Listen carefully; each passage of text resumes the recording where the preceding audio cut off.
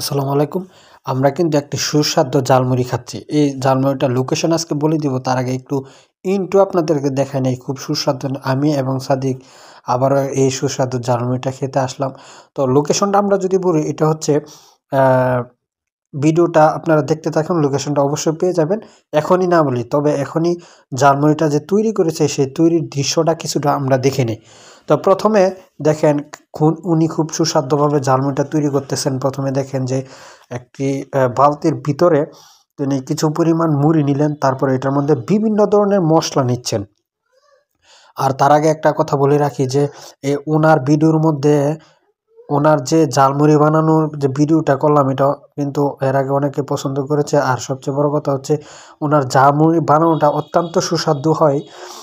যার কারণে আপনি যদি ওনার থেকে ঝালমুড়ি নেন তাহলে আপনাকে অনেকক্ষণ লাইনে দাঁড়িয়ে কিন্তু ঝালমুড়ি নিতে হবে। আপনি যাওয়ার সাথে সাথে কিন্তু ঝালমুড়ি পাবেন না, কেননা ওনার ঝালমুড়ি বানানোর পিছনে খুব সুস্বাদুর একটা রহস্য রয়েছে, যার কারণে আসলে সব মানুষ এখানে ভিড় করে ঝালমুড়ি খাওয়ার জন্য। ওই পাশে দেখতে পাচ্ছেন একটি লোক দাঁড়িয়ে আছে, আর অপর পাশে টেবিলের মধ্যে অনেকগুলা লোক রয়েছেন যারা কিনা ঝালমুড়ি অর্ডার দিয়ে অনেকক্ষণ যাবৎ বসে আছে ঝালমুড়ি খাওয়ার জন্য।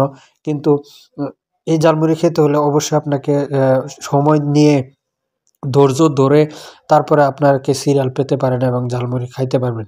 তো এর জন্য অবশ্যই আপনাকে ধৈর্য ধরতে হবে।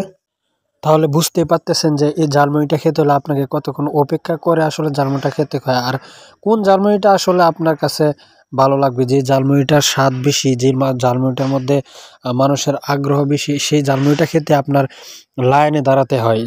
সেজন্য এই ঝালমুড়িটা স্পেশাল হওয়ার একমাত্র কারণ হচ্ছে যে দেখেন বিভিন্ন আইটেম রয়েছে এখানে। এই আইটেমগুলো দেওয়ার কারণে আসলে ঝালমুড়িটা সুস্বাদু হয়েছে, যার কারণে মানুষ অনেক পছন্দ করে।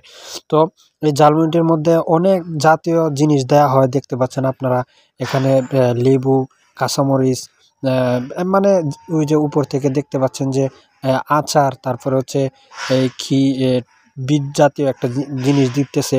মানে অনেক কিছু দিতেছে যার নামগুলো আসলেই আমি সবকিছু জানি না। সব মিলে কিন্তু একটি সুস্বাদু খাবার তৈরি করতেছেন উনি। আর যার কারণে এই ঝালমুড়ির মজায় সবাই পাগলপাড়া এবং সবাই অনেকদিন পর এটার মধ্যে খাওয়ার জন্য আসে। তাই এই ঝালমুড়িটা খাওয়ার জন্য আমরা আজকে গিয়েছিলাম। আর ঝালমুড়িটার লোকেশনটা আমি বলে দিচ্ছি, এটা হচ্ছে বেলতলি বাজার। বেলতলি বাজারের মাঝখানে ঝালমুড়ির দোকানটা। আর বেলতলি বাজারটা হচ্ছে উলিপুরা বাজারের সাথে যে বেলতলি বাজার, ওই বাজারটা আর কি। এটাও হয়তো বা অনেকে চিনেন, হয়তো বা অন্য বেলতলি মনে করতে পারেন, এই জন্য লোকেশনটা বলে দিলাম।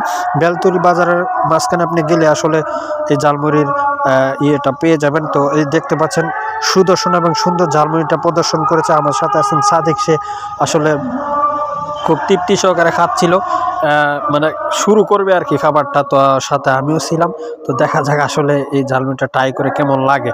তো সেটা আপনাদেরকে দেখানোর চেষ্টা করতেছিলাম। তো আসলে আশা করি ভালো লাগবে, আপনারা পাশে থাকবেন। তো আজকে এই পর্যন্তই।